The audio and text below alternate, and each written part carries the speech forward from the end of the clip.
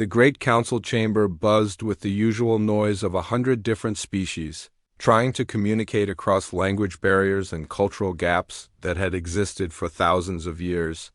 Ambassador Zeftari adjusted his breathing apparatus and looked around the massive circular room with its floating platforms and holographic displays. Something felt different today, but he could not put his finger on what it was. The Velkan delegation had arrived early for the quarterly trade negotiations, as they always did. Their species prided itself on punctuality and proper procedure. Zeftari had been attending these meetings for 15 standard years and knew the routine by heart. First, the Dominion representatives would make their grand entrance with full military escort. Then the Ashanti Empire would glide in with their flowing robes and superior attitudes. The smaller species would file in according to their economic standing and political importance. But today something was missing from the familiar pattern.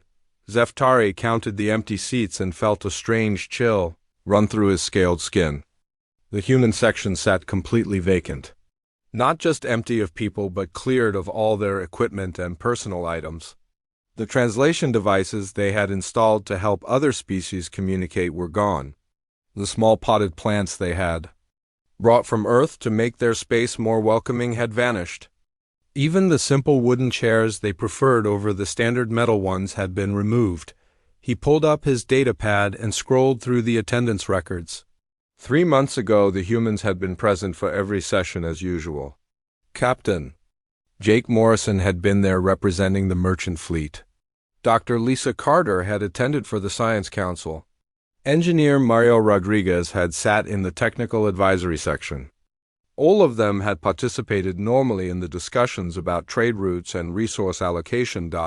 Now they were simply gone. Counselor Vexra of the Dominion noticed Zeftari looking confused and floated his platform over with the typical arrogance of his species. His forearms gestured dismissively as he spoke through his translator. The humans were probably having another one of their emotional outbursts about some minor policy decision. They would be back once they realized how much they needed the advanced technology and protection that the Council provided. CAPH single quotes not so sure. He had worked closely with human traders for years and found them to be remarkably steady and practical. They did not make dramatic gestures or storm out of meetings over small disagreements.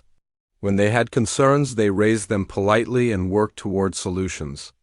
When they disagreed with decisions, they accepted them gracefully and moved on. This felt different.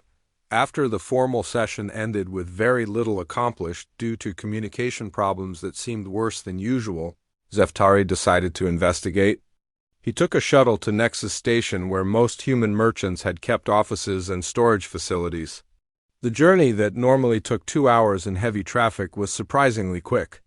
Only when he arrived did he understand why. The shipping lanes were nearly empty.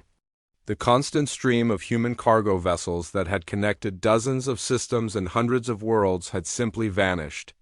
The great docking bays that had always been filled with ships bearing names like New Dawn and Star Runner stood empty. Except for a few scattered vessels from other species, Zeftari made his way to the human merchant quarter and found it completely abandoned. Shop fronts that had sold earth foods and human tools were shuttered. The medical clinic where Dr. Emma Foster had treated patients from every species was closed with a simple sign that said they had relocated. The engineering firm where Carlos Santos had helped solve technical problems for anyone who asked was empty except for dust. He stopped at the station security office where a bored Korthic officer was playing some sort of game on his computer. When Zeftari asked about the humans, the officer shrugged and pulled up some old footage. 3 months ago, Captain Jake Morrison had filed standard departure papers for his ship. Nothing unusual about the paperwork except that he had paid for long-term docking fees in advance and then requested immediate release. The security camera showed Morrison walking through the station corridors carrying only a small bag and his personal datapad. He moved with the same calm confidence that Zeftari remembered from council meetings. When a station worker had asked if everything was all right, Morrison had smiled and said they were going home. Nothing more than that. The officer mentioned that other human ships had departed around the same time, but all with proper documentation and paid fees. No emergency signals or distress calls. No unusual cargo or suspicious activity. They had simply left as quietly and politely as they did everything else. Zeftari returned to his ship feeling more disturbed than he wanted to admit. He tried to contact human colonies in nearby systems, but found their communication arrays offline. Not destroyed or damaged, but simply turned off. When he checked the trade databases, he discovered that human contracts and agreements had been properly terminated with appropriate notice given to all parties. It was as if an entire species had decided to pack up and leave without making any fuss about it. As his ship headed back toward Council Space, Zeftari noticed how empty the space lanes felt without the steady stream of human vessels that had always been there. For the first time in years, the journey felt lonely and somehow dangerous. Even though nothing had actually threatened him, he began to wonder what the humans had known that the rest of them had missed. 6 months had passed since the humans disappeared, and the galaxy was starting to feel the effects in ways nobody had expected. What began as minor inconveniences had grown into serious problems that kept getting worse each day. Zeftari stood in the damaged mining facility on Velkin Prime and watched his engineers scratch their heads in confusion. The massive excavation equipment that had been running perfectly for over a decade was breaking down faster than they could repair it. The machines were Velkin designed and built with their own advanced technology, but somehow they were failing in ways that made no sense. Engineer Kevin Walsh had worked at this facility for 8 years as part of a human consulting contract. He had always seemed like a friendly but unremarkable human who spent his time doing routine maintenance and suggesting small improvements. The Velkin supervisors had tolerated his presence because the contract was profitable, but they had never paid much attention to what he actually did. Now they were discovering that Kevin had been doing far more than anyone realized. His maintenance logs showed hundreds of small adjustments and modifications that he had made to keep the equipment running efficiently. Settings that he had changed to account for the unique mineral composition of Velkin soil. Timing sequences that he had adjusted to reduce wear on critical components. Safety protocols that he had quietly implemented to prevent the kind of catastrophic failures they were experiencing now. The Velkin engineers had degrees from the finest technical academies in the galaxy. Their species had been building advanced machinery for thousands of years before humans had even discovered fire. But somehow they could not replicate the simple adjustments that Kevin had made look effortless. Zeftari received an emergency communication from the Ashanti agricultural colonies, and the news was even more disturbing. The elegant Ashanti had always prided themselves on their sophisticated farming techniques and their deep understanding of biological systems. They had never thought much of human agricultural methods, which seemed primitive and chaotic compared to their own precise scientific approaches. Dr. Lisa Carter had been working with Ashanti agricultural scientists for 12 years on what they had called a cultural exchange program. The Ashanti had been happy to share their advanced knowledge with a species they considered technologically inferior. In return, Lisa had been allowed to observe their operations and make occasional suggestions that the Ashanti had politely ignored most of the time. Now, the Ashanti crops were failing across 6 different worlds. Yields were dropping month after month despite perfect weather and optimal growing conditions.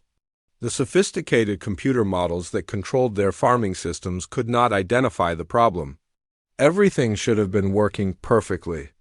According to their calculations, a desperate Ashanti scientist had finally decided to review Lisa's research notes that had been left behind when she departed. What they found had shaken their entire agricultural establishment. Lisa's seemingly simple observations about crop rotation and soil management contained layers of complexity that the Ashanti had completely missed. Her handwritten notes in the margins of official reports revealed solutions to problems the Ashanti did not even know existed. She had been quietly preventing disease outbreaks and soil depletion through methods that appeared unsophisticated but were actually based on centuries of accumulated human knowledge about farming in difficult conditions. The Ashanti scientists tried to implement her suggestions but discovered they did not understand the underlying principles. Lisa had made it look easy because she had grown up on a farm and learned through experience what the Ashanti were trying to understand through theory alone. Even more troubling news came from the outer rim territories where pirate attacks had increased dramatically over the past few months. The shipping lanes that had been safe for decades were now dangerous enough that many merchant vessels were refusing to travel without heavy military escort. Admiral Ben Torres had commanded a small fleet of human patrol ships that had been assigned to routine security duties in the outer systems. The Council had barely noticed their presence because they operated with such efficiency that pirate activity had been almost non-existent. The human ships were not particularly large or impressive compared to the massive warships that the Dominion maintained for major conflicts, but somehow those modest patrol vessels had kept vast regions of space peaceful and secure. Torres had never requested additional resources or complained about the difficulty of his assignment. His reports had been brief and professional, noting only that all shipping lanes remained clear and secure. Now, with the human patrols gone, the pirates were becoming bold and aggressive. They seemed to know exactly which routes were vulnerable and which merchant ships would be easy targets. The few remaining Council security forces were spread too thin to provide adequate protection. Counselor Vexra of the Dominion called an emergency meeting to address the growing crisis. Representatives from dozens of species gathered to discuss the problems that were spreading throughout their territories. The Korthic Trade Federation reported communication breakdowns between species that had been cooperating successfully for years. The Zephyrian Collective was struggling with reactor malfunctions that their best engineers could not solve. Vexra listened to the reports with growing irritation. These were all minor technical and administrative problems that should have been easy to resolve. The galaxy had functioned perfectly well before the humans had arrived, and it would continue to function perfectly well now that they were gone. But even as he spoke, those words Vexra felt a nagging doubt in the back of his mind. The problems were not going away, and they seemed to be getting worse each week. More importantly, they were all connected to areas where humans had been involved. Even though their involvement had seemed minimal and unimportant at the time, the meeting ended with assignments for various species to take over the responsibilities that humans had been handling. The Velkans would manage the mining operations. The Ashanti would handle agricultural coordination. The Dominion would increase security patrols in the outer systems. All of them were confident they could do the job better than the humans had done it. None of them had any idea how wrong they were about to be proven. 1 year after the humans had vanished, the galaxy was falling apart faster than anyone had thought possible. What had started as minor technical problems had grown into a crisis that threatened the stability of the entire Galactic Council. The Zephyrian Collective had always been proud of their reputation as master engineers and energy specialists. Their fusion reactors powered half the civilized galaxy, and their technical expertise was sought after by every major species. When the humans had left behind detailed blueprints for improved reactor designs the Zephyrians had been eager to prove they could build better versions without any outside help. The first reactor explosion had killed 300 Zephyrian technicians and destroyed a major industrial facility. The second explosion had been even worse, wiping out an entire research station and leaving radioactive debris scattered across 2 star systems. The third explosion had finally convinced the Zephyrian leadership to stop trying to build human-designed reactors, but the damage was already done. The Zephyrian Collective was facing lawsuits and compensation claims from dozens of species whose facilities had been damaged by the explosions. Their reputation for technical excellence was in ruins, and their economy was collapsing as customers canceled contracts and sought other suppliers. Chief Engineer Mel Rodriguez had worked alongside Zephyrian technicians for 5 years as part of a technology sharing agreement.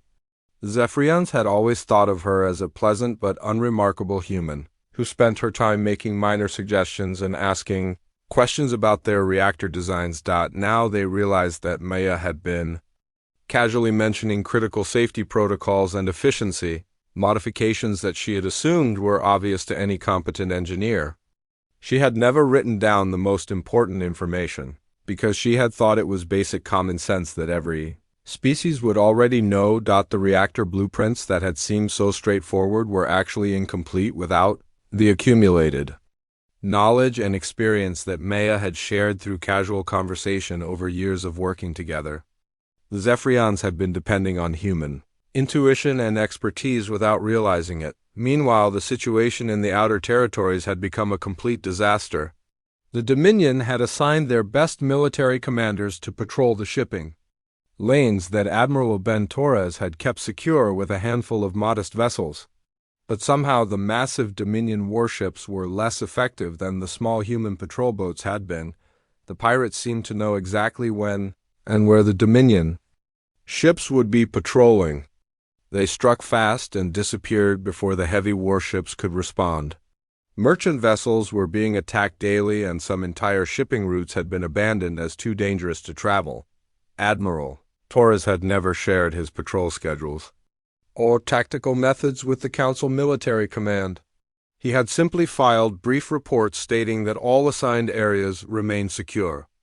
Now the Dominion commanders were discovering that effective patrol work required more than just having big ships and powerful weapons.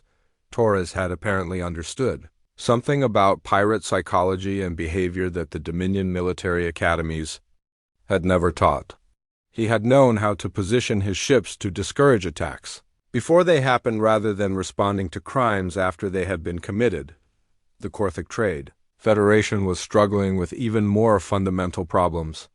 Diplomat Alex Johnson had been assigned to help coordinate trade agreements between different species for almost 6 years. The Korthak had considered him a useful but junior assistant who helped with translation and cultural differences. Alex had somehow managed to keep 12 different species cooperating on joint ventures that should have been impossible to coordinate. Each species had different cultural values and communication styles that often led to misunderstandings and conflicts. But Alex had smoothed over these differences so skillfully that most species had not even realized how difficult the cooperation actually was. His replacement was a highly educated Korthic negotiator with advanced degrees in interspecies relations and diplomatic protocol. Within 2 months, the new negotiator had triggered 3 separate trade wars and caused the collapse of several profitable joint ventures. The Korthak were discovering that academic knowledge about diplomacy was very different from the practical ability to understand what different species actually needed and wanted. Alex had possessed an intuitive grasp of alien psychology that could not be learned from textbooks or replaced with formal training. Food shortages were starting to affect multiple worlds as the agricultural exchange networks broke down. The Ashanti Empire had been coordinating crop distribution between hundreds of planets to ensure that each world had access to the foods its population needed. But the system was far more complex than anyone had realized. Dr. Lisa Carter had been working quietly behind the scenes to manage the biological and logistical challenges of interspecies food distribution. Different species required different nutrients and had different dietary restrictions. Some foods that were healthy for one species were poisonous to another. The timing of harvests and shipping schedules had to be coordinated across dozens of star systems. Lisa had made it look effortless because she understood both the biological science and the practical logistics involved. She had known which crops could be stored for long journeys and which had to be delivered fresh. She had understood the cultural significance of certain foods and made sure that religious dietary requirements were respected. Without her quiet coordination, the food distribution system was collapsing. Planets that depended on imported food were running short of essential nutrients. Species that had specific dietary needs were unable to get the foods they required.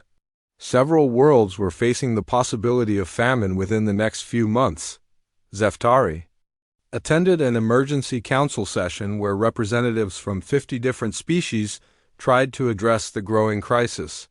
The mood in the Great Chamber was tense and frightened. Species that had been allies for decades were blaming each other for the problems that seemed to be spreading throughout the galaxy. Counselor Dexra still insisted that the difficulties were temporary setbacks that would be resolved once the other species learned to work together more effectively.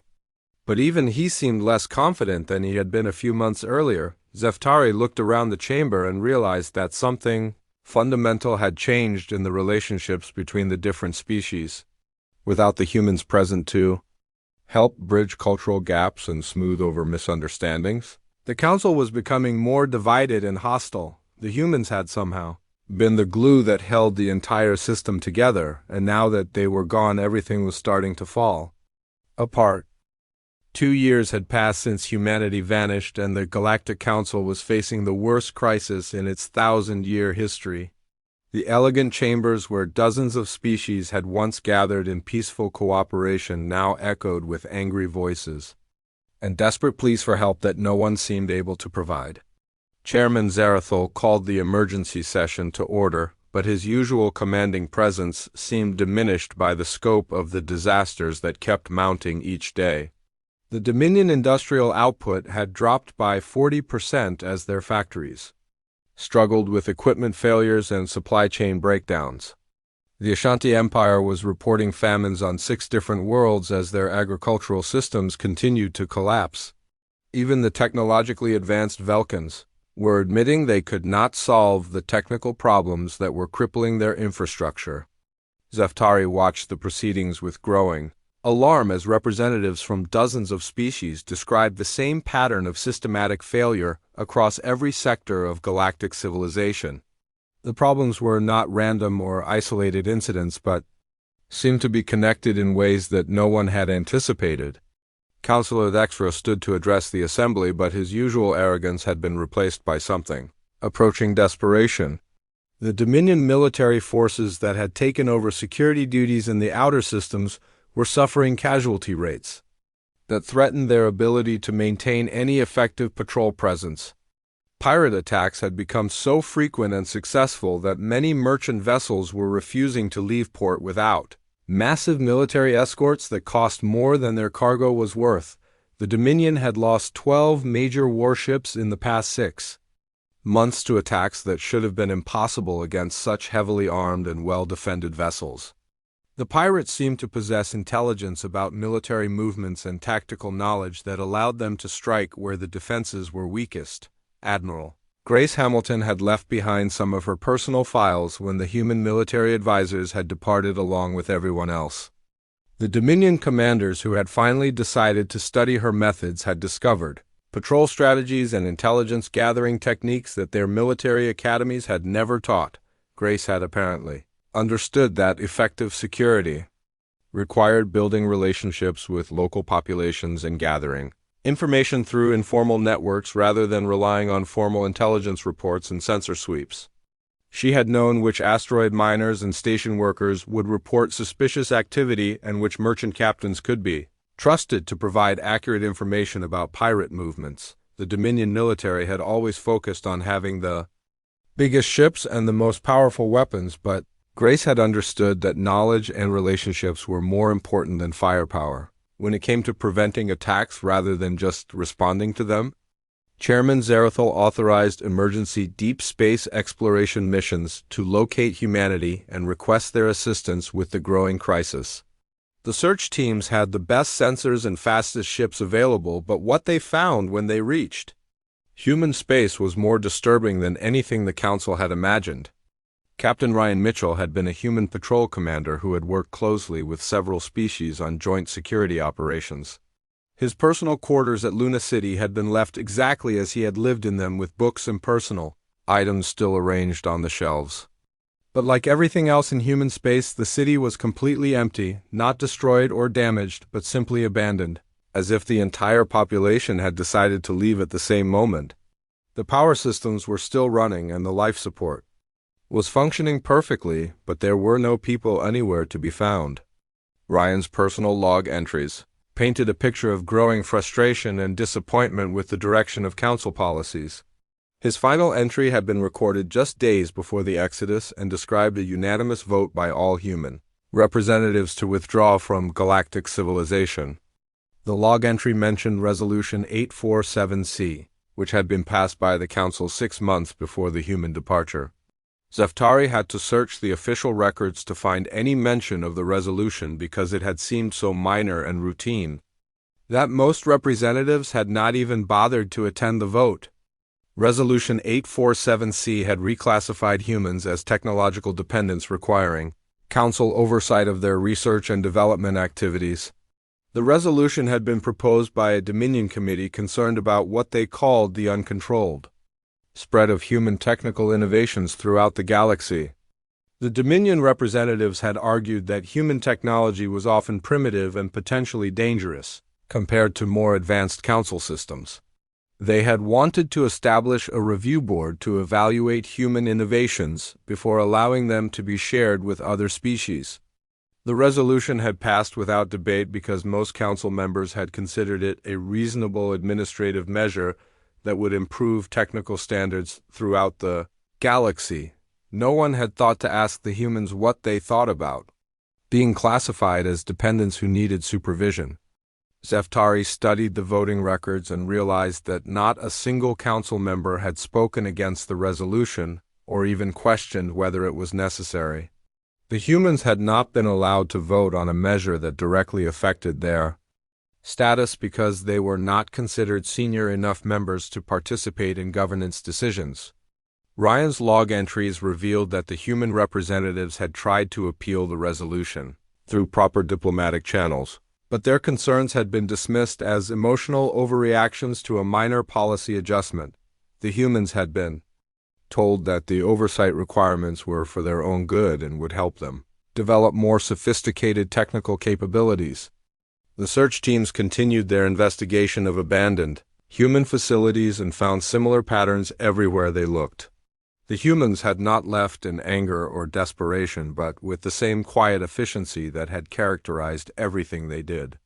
They had properly shut down all their installations and transferred control of shared facilities to other species before departing. Dr. Kevin Walsh had left detailed maintenance manuals for all the equipment he had been servicing, but the manuals assumed the level of practical knowledge and experience that the other species did not possess. Engineer Carlos Santos had provided complete technical documentation for his safety improvements, but the documentation could not capture the intuitive understanding that had guided his work. Captain Nicole Peterson had transferred all her shipping contracts to other merchant services and paid compensation for any inconvenience caused by the early termination of agreements. But the other merchants had not understood the complex relationships and informal arrangements that had made her operation so successful. The humans had left everything in perfect order, according to the legal requirements, but they had taken with them all the knowledge and experience that had actually made the systems work. As the search teams reported their findings, the council began to understand the true scope of what they had lost. The humans had not been junior partners or technological dependents, but the foundation that had allowed the entire galactic civilization to function effectively. And now they were gone forever. 3 years after the humans had disappeared, the galaxy was barely recognizable as the prosperous and peaceful civilization it had once been. The great council chambers that had once hosted dignified debates between allied species now echoed with accusations and threats as the remaining members blamed each other for the collapse that seemed to accelerate with each passing month. Zeftari stood in the ruins of what had been the largest automated factory in Vulcan space and tried to understand how everything had gone so wrong so quickly. The facility had been designed by the best Vulcan engineers using technology that had worked perfectly for centuries. But somehow it had been dependent on modifications and improvements that humans had made so gradually and quietly that no one had noticed how essential they had become. The factory floor was littered with broken machinery and half-finished products that would never be completed. The Vulcan workers had tried desperately to keep production running, but they lacked the practical knowledge that engineer Carlos Santos had accumulated during his 3 years of voluntary work improving their safety systems and manufacturing processes. Carlos had never been officially assigned to the factory and had never been paid for his contributions. He had simply noticed problems during routine visits and had offered solutions that seemed like common-sense improvements. The Vulcan managers had been happy to accept his help, but had never realized that his modifications were preventing accidents and equipment failures that would have shut down the entire operation. Now the factory was closed permanently and hundreds of Vulcan workers were unemployed. Similar facilities throughout the galaxy were suffering the same fate as the hidden human contributions that had kept them running efficiently were finally revealed by their absence. Dr. Kevin Walsh had been found in the abandoned ruins of an archaeological library where he had apparently spent his final months on Council Worlds, documenting everything he had learned about the various species and their technologies. His research notes told a story that shook the foundations of everything the Council thought they knew about galactic civilization. Kevin had not been just another human scientist working on routine projects, but a careful observer who had spent years studying how different species could work together effectively. His notes revealed that humans had identified and solved thousands of compatibility problems that other species had not even known existed. The elegant Ashante had sophisticated biological knowledge, but they had never understood how their farming techniques would interact with soil conditions on worlds settled by other species. The Vulcans had excellent engineering skills, but they had never considered how their machinery would perform when operated by workers from different cultural backgrounds. Kevin's documentation showed that humans had been quietly bridging these gaps through careful observation and patient experimentation. They had developed solutions that allowed each species to contribute their strengths while compensating for their limitations and blind spots. Most importantly, Kevin had discovered that humans possessed something that no other species in the galaxy seemed to have. They had an intuitive ability to understand and work with beings who were completely different from themselves. Where other species saw incompatible differences, humans saw opportunities for cooperation and mutual benefit. The Council had always assumed that their advanced technology and sophisticated political systems made them superior to the younger human civilization.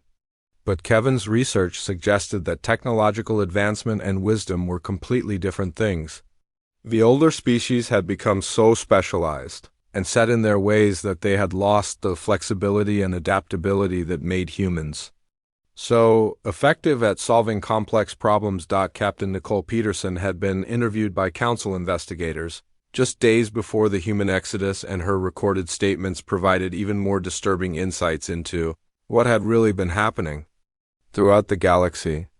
Nicole had commanded merchant vessels for 12 years and had built a shipping network that connected hundreds of worlds and dozens of species. Her success had not been based on having the fastest ships or the most efficient cargo handling systems. Instead, Nicole had understood that interspecies commerce required constant attention to cultural sensitivities and communication challenges that could destroy business relationships if they were not handled carefully. She had known which species considered punctuality essential and which valued flexibility more than rigid schedules. She had understood the religious and cultural significance of certain goods and had made sure that sensitive cargo was handled with appropriate respect. She had learned to communicate effectively with dozens of different species and had built personal relationships that made complex negotiations possible. Nicole's shipping logs revealed thousands of small gestures and considerations that had prevented misunderstandings and conflicts between her diverse customers. She had been performing diplomatic work that was just as important as any official ambassador, but she had done it through commercial relationships rather than formal political channels. The Council investigators also discovered that Nicole had been quietly providing emergency assistance to any species that needed help, regardless of whether they could afford to pay for her services. She had delivered medical supplies to plague-stricken worlds and had evacuated refugees from natural disasters without ever requesting compensation or recognition for her efforts. A message beacon was finally discovered near the edge of the galaxy by a long-range exploration vessel that had been searching for any trace of human activity. The beacon contained a simple recorded statement from Admiral Grace Hamilton, who had commanded the human military advisory staff. Grace's message was calm and professional, without any trace of anger or resentment. She explained that humans had come to the galaxy hoping to help build something better than what any single species could achieve alone. They had been willing to contribute their knowledge and abilities to create a civilization based on cooperation and mutual respect. But when the Council had decided that humans were technological dependents who needed supervision, the humans had realized that their vision of galactic cooperation was not shared by the other species. Rather than fight or complain about the decision, the humans had chosen to leave quietly and allow the galaxy to develop according to the wishes of its other inhabitants. Grace's final words were both simple and devastating. She said that humans had never needed the galaxy but had genuinely wanted to be part of something greater than themselves. Since that was no longer possible, they were moving on to build their own civilization elsewhere. The message ended with coordinates that led to empty space beyond the galactic rim, where long-range sensors detected massive energy signatures that dwarfed anything the Council had ever seen. The humans had not struggled or failed after leaving, but had apparently built something far more advanced than anything they had shared with the galaxy. Zeftari realized that the species the Council had dismissed as primitive dependents had been restraining themselves and sharing only their most basic knowledge while keeping their true capabilities hidden. The humans had been helping the galaxy not because they needed anything in return, but simply because they believed cooperation was better than isolation. Now it was too late to undo the damage that had been done. 5 years had passed since humanity vanished from the galaxy and the Galactic Council no longer existed in any meaningful way. The great democratic institution that had governed hundreds of worlds and dozens of species for over 1,000 years had collapsed into competing factions that fought over the scraps of a civilization that was dying slowly but surely. Councilor Thexra stood alone in the abandoned council chambers where the lights flickered and failed as aging systems broke down without the human maintenance expertise that had kept everything running smoothly for decades. The massive circular room that had once buzzed with the voices of representatives from across the galaxy was now silent except for the hum of failing life support systems and the distant sounds of conflict in the station corridors. The Dominion controlled the core worlds through military force, but their industrial capacity had declined so far that they could barely maintain their own territories. The elegant Ashanti Empire had retreated into isolation after losing 6 agricultural worlds to famine and social collapse. The smaller species that had once thrived under Council protection were struggling to survive in mutual aid alliances that could not replace the prosperity and security they had lost. Thexra had been one of the loudest voices calling for human oversight and had voted enthusiastically for Resolution 847C that had classified humans as technological dependents. He had genuinely believed that the galaxy would be better off without the chaotic and primitive influence of human culture on their advanced civilization. Now he was the last council member still trying to hold together an institution that had become irrelevant to a galaxy that was fragmenting into hostile territories and failed states. His own people had recalled him from his position, and the Dominion was preparing to abandon the council station that had been the center of galactic government for centuries. The final reports from the deep space exploration missions had arrived that morning, and Nexra had read them with a mixture of horror and admiration that he was not sure how to process. The humans had not only survived their departure from the galaxy, but had built something that made their former council territories look primitive by comparison. Long-range sensors detected energy signatures from beyond the galactic rim that indicated massive construction projects and technological capabilities that were far beyond anything the council species had ever achieved. The humans were apparently building artificial worlds and energy collection systems on a scale that suggested they had access to scientific knowledge that they had never shared with the galaxy. Intercepted communication fragments painted a picture of human colonies that were expanding rapidly and prosperously without any of the conflicts or shortages that were destroying the former council territories.